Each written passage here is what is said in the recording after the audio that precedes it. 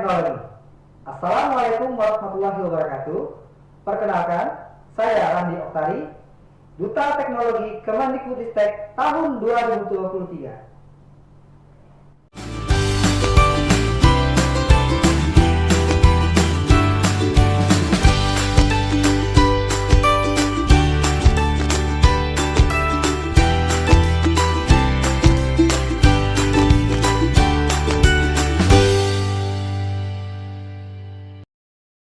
Dari Jalan KS Tugu nomor 10 Palembang, Suara Pendidikan Sumsel, milik kita semua. Assalamualaikum warahmatullahi wabarakatuh.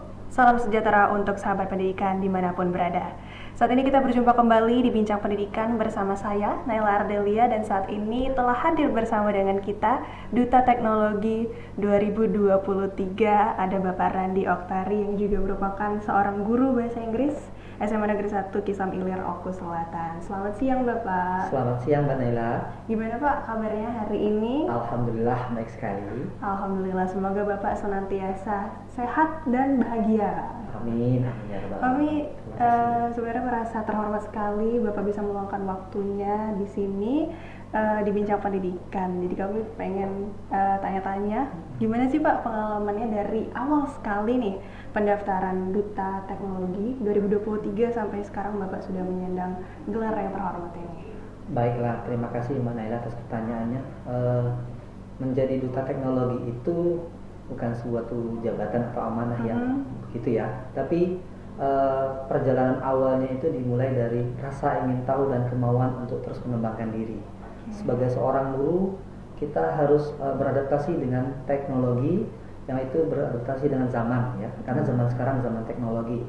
Nah, kami yang di daerah itu tidak mau ketinggalan. Nah, waktu itu ada program pembatik. Awalnya saya terinspirasi dari rekan-rekan saya sama Kokapten Belajar.id. Waktu itu saya juga sekarang saya juga Kokapten Belajar.id Kabupaten Oku Selatan. Nah, salah satu atau dua orang dari rekan saya itu sudah jadi duta teknologi. Waktu itu namanya Rumah Belajar. Duta Rumah Belajar ya. Jadi ketika saya tanya apa sih itu duta teknologi atau duta rumah belajar, akhirnya saya termotivasi. Waktu pertama ikut tahun 2022, tapi kemudian karena kesibukan saya tidak bisa dan juga tidak bisa menyelesaikannya, sehingga saya hanya bisa puas di posisi 5 besar. Kemudian saya tidak menyerah. Dan alhamdulillah di tahun 2023, alhamdulillah saya dengan kemauan juga ketekunan, akhirnya saya bisa meraihnya di tahun 2023. Ya, itu. Jadi sebenarnya di 2022 udah mencoba dan terhenti di 5 besar. Ya. Tapi masih tetap ada keinginan untuk mencoba lagi, dan alhamdulillah di 2023 dapat duta teknologi. Dapat selempang ini. Dapat selempangnya. Terus yang apa tadi? Kokapten itu apa Pak? Oh, itu Kokapten Belajar.id itu adalah juga sama mitranya Kemendikbudristek, yang setiap kabupatennya ada satu orang. Ya, dan satu provinsi itu ada satu kapten namanya. Jadi tugasnya adalah mau mendampingi para guru di kabupaten untuk ya terkait dengan akun belajar.id, yang mana akun belajar.id ini sekarang menjadi suatu alat yang sangat dibutuhkan oleh guru, akun Gmail gitu ya, yang namanya single sign on, yang bisa mengakses semua platform pendidikan hasil karya dari Kemendikbudristek, yang nantinya memudahkan dan mengefisiensi pekerjaan para guru dan juga sebagai sumber belajarnya para guru dan siswa. Oke, jadi kaptennya lah dari guru-guru ini ya. Iya, untuk mendampingi, untuk membimbing mereka untuk menggunakan dan memanfaatkan akun tersebut. Betul. Jadi perwakilan tiap daerah ada, tiap provinsi juga ada. Ya, betul. Nah, dari proses penyisihan itu pasti kan ada suatu hasil karya nih yang pastinya membawa Bapak sampai ke tahap ini gitu. Itu kalau boleh tahu seperti apa ceritanya? Baik, terima kasih. Jadi di pembatik itu ada tahapan atau level. Jadi tidak langsung tiba-tiba jadi duta ya Mbak ya. Betul. Jadi ada namanya level tuh ada 5 level ya yang harus dilewatin, yang mana ketika kita tidak lulus di level itu sehingga kita terhenti gitu. Jadi ada seleksinya. Seleksi gugur. Ada pelatihan sekaligus seleksi. Jadi ada pelatihan, jadi kita mendapatkan sesuatu yang baru terkait teknologi dan pemanfaatannya gitu. Dan juga langsung ada seleksi ya. Jadi di level 1 itu disebut dengan level literasi. Nah, di level literasi itu kita membaca modul-modul yang disediakan, belajar mandiri melalui LMS, kemudian nanti ada ujiannya. Nah, di situ nanti sudah langsung bergerak yang namanya proses seleksi. Oke, udah sekaligus proses seleksi. Ya, betul. Kemudian ada level 2 ya. Level 2 itu nanti membuat video pembelajaran. Tugas akhirnya. Nah, di situ juga nanti ada seleksi lagi di akhir prosesnya. Level 3 ada level kreasi. Nah, di sana di level kreasi itu membuat media pembelajaran atau juga membuat aplikasi. Nah, saat itu saya membuat media pembelajaran interaktif yang saya namakan berbatik mapan. Ya, itu pembelajaran berbasis TIK ya, yang ramah jaringan dan menyenangkan. Jadi saya membuat media pembelajaran dengan menggunakan aplikasi pihak ketiga ya, sehingga nantinya bisa digunakan untuk anak-anak belajar bahasa Inggris. Dan berbasis game. Oh, jadi ini game tapi sebenarnya ada pembelajaran. Iya, ada materinya, ada tujuan pembelajarannya dulu, karena di latihan soalnya itu game. Benar, jadi dia lebih menarik.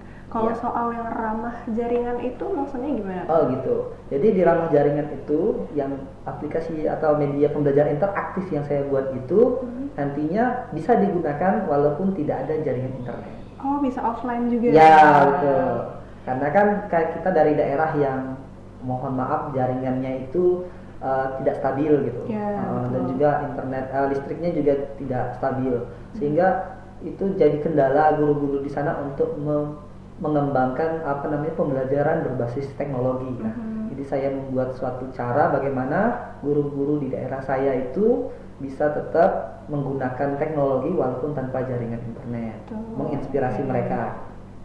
Jadi untuk level 3 tadi rutenya bisa offline juga. Ada level 4. Jadi level 3 itu nanti tinggal yang tersisa tinggal 30 orang. 30 orang masuk ke level 4 yang disebut dengan level berbagi dan berkolaborasi. Di sana mereka kita itu bekerja sama dengan para kompetitor atau para peserta lain lah ya bahasanya ya, untuk melakukan webinar ya, berbagi praktik baik yang sudah kita lakukan sebanyak-banyaknya. Itu berbaginya ke siapa? Dengan guru-guru lain. Oh, dengan guru-guru. Ya, bisa dalam satu daerah maupun kolaborasi antar provinsi boleh. Oke, itu juga boleh berarti sama provinsi lain. Terus nanti penilaiannya adalah dari pihak Pusdatin. Nanti akan menilai berapa banyak yang sudah dilakukan, pesertanya berapa gitu. Jadi masalah penilaian memang itu kembali ke pihak BLPT-nya atau Pusdatinnya. Jadi kita tidak tahu. Betul. Tiba-tiba nanti pas level 4 selesai diumumkan 5 besar. Di level 5. Di level 5. Nah, di level 5 itu baru nanti wawancara langsung dengan tim Pusdatin BLPT waktu itu, BLPT yang namanya ya sekarang. Nah, jadi ketika sudah wawancara, di wawancara itu unjuk kerja dan juga menyampaikan program kita. Setelah jadi duta kita mau ngapain? Oh, program kerjanya nanti gimana gitu. Setahun yang akan datang. Nah, setelah itu baru pengumuman gitu. Oke, kalau dari Bapak sendiri program kerjanya apa, Pak? Program kerjanya itu saya buat nama Inti Berkah dengan Pempek. Jadi memang dia itu mengambil kearifan lokal. Ya, jadi Inti Berkah itu inspirasi teknologi pembelajaran berbasis yang ramah jaringan dengan PMM dan teknologi. Jadi PMM itu platform Merdeka Mengajar yang saat ini digaungkan oleh Kemendikbudristek. Ya, betul. Jadi di situ program kerja saya ya tetap berbagi ya. Yang pertama pastinya berbagi praktik baik pembelajaran berbasis teknologi dengan para guru dan juga komunitas-komunitas belajar yang ada di daerah sendiri maupun juga di daerah di provinsi dan satu Indonesia ini. Dan juga ya tadi bisa membuat inovasi pembelajaran, ya kemudian menggunakannya di kelas dan mengimplementasikannya di kelas, di dalam kelas kita, dan membagikannya juga dengan teman-teman. Ya. Kalau dari Bapak sendiri prakteknya udah di mana aja nih Pak? Alhamdulillah Mbak, ya kita dilantik waktu itu di bulan November atau Desember, ya saya lupa, November kalau nggak salah. Nah, jadi setelah itu kita bermitra ya, audiensi dengan BG, Balai Guru Penggerak, dengan Dinas Provinsi, dengan BPMP, dan juga Dinas Pendidikan Kabupaten Daerah. Kemudian diajaklah kerjasama sama pihak-pihak terkait seperti itu untuk bekerja sama menjadi narasumber berbagi praktik baik. Contohnya di pelatihan, pemanfaatan TIK di Provinsi Sumsel yang dilaksanakan di BGP atau Balai Guru Penggerak Sumsel itu. Atau juga tentang webinar-webinar yang terkait platform teknologi juga sering secara daring. Jadi tidak hanya luring Mbak, tapi juga secara daring atau online. Ya. Jadi nggak terbatas Nggak. di offline aja, online Ya, juga betul. tetap bisa. Terus pastinya untuk kegiatan ini tuh butuh banget support. Iya. Pertama dari sekolah, karena Bapak kan seorang guru juga. Iya. Nah, jadi kalau dari sekolah Bapak sendiri gimana Pak?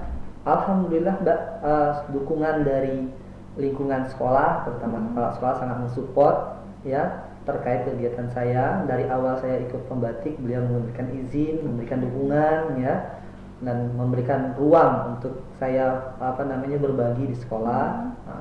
Dan juga teman-teman rekan-rekan di sekolah maupun siswa-siswa saya sangat mendukung karena komentar dari siswa saya juga dengan pembelajaran yang Bapak bawa sekarang, teknologi itu sangat kekinian dan tidak membosankan gitu.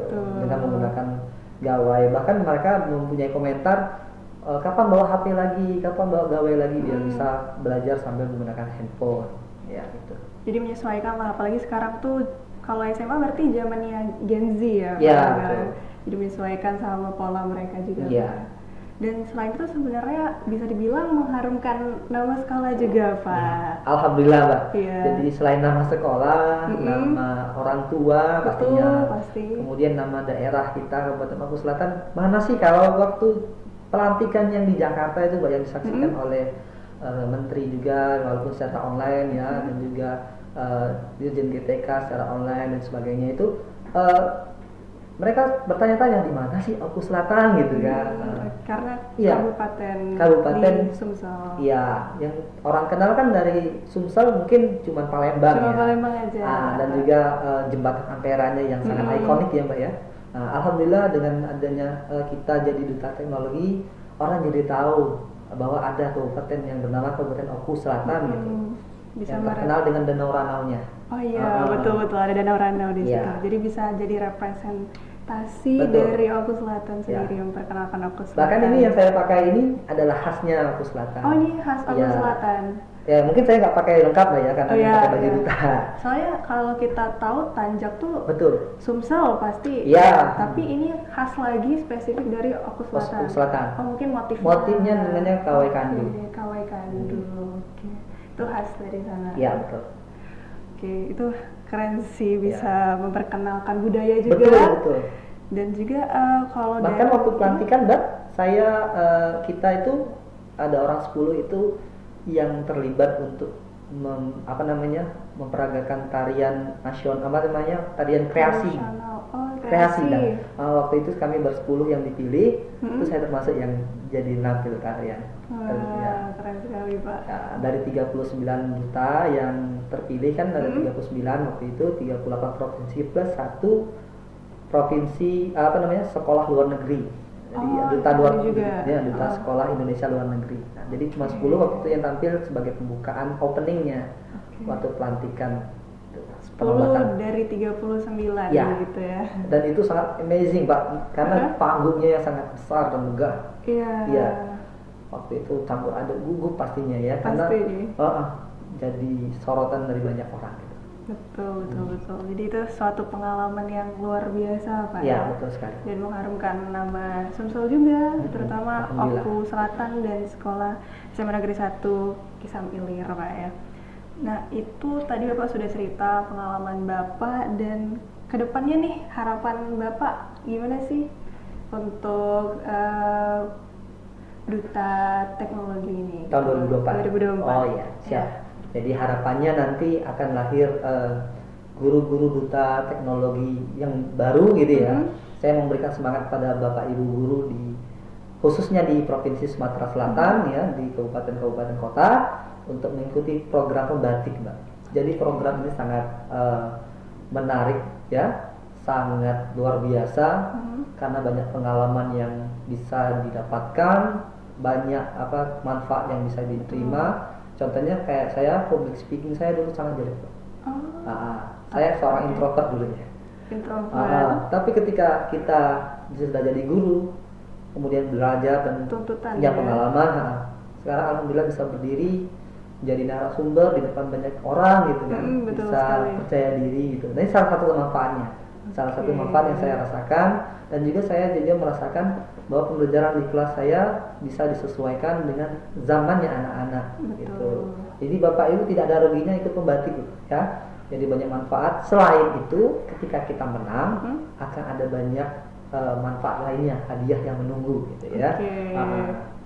Jadi selain keuntungan personal bisa upgrade diri sendiri dan juga standar pendidikan di lingkungan sekitar kita. Iya, betul sekali. Oke, terima kasih Bapak atas waktunya yang sudah diluangkan bersama Sahabat Pendidikan di Bincang Pendidikan.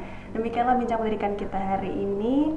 Saya Nela Ardelia atas nama kru yang bertugas dan pimpinan yang bertanggung jawab mengucapkan terima kasih. Jumpa kembali di Bincang Pendidikan selanjutnya. Wassalamualaikum warahmatullahi wabarakatuh. Sahabat Pendidikan Sumsel, milik kita semua.